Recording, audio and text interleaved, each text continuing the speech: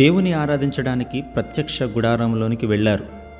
కానీ అగ్ని చేత కాల్చబడి మృతి చెందారు.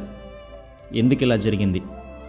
100 డేస్ బైబిల్ కంప్లీషన్లో భాగంగా 8వ రోజు చదవలసినటువంటి వాక్య భాగము లేవియ కాండము 1వ అధ్యాయం నుంచి 10వ అధ్యాయం వరకు.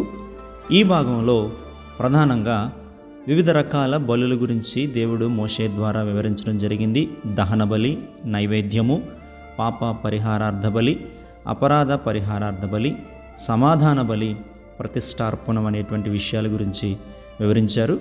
చివరిలో 10వ అధ్యాయంలో అహరోను కుమారులైనటువంటి నాదాబు మరియు అబీహులు దేవుని యొక్క అగ్నిని కాకుండా వేరొక అగ్నిని ఆయన సన్నిధికి తెచ్చినప్పుడు దేవుడు వారి మీద కోపాన్ని చూపించి అగ్నితో కాల్చివేసినట్లుగా మనం 10వ అధ్యాయంలో చూస్తూ ఉంటాం.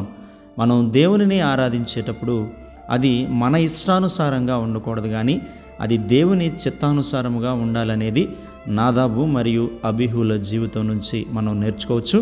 మీరు వాక్యాన్ని చదువుతున్నారా? చదివితే ఆమెన్ అని కామెంట్ చేయండి. మరలా రేపటి భాగంతో తిరిగి కలుసుకుందాం. Thank you.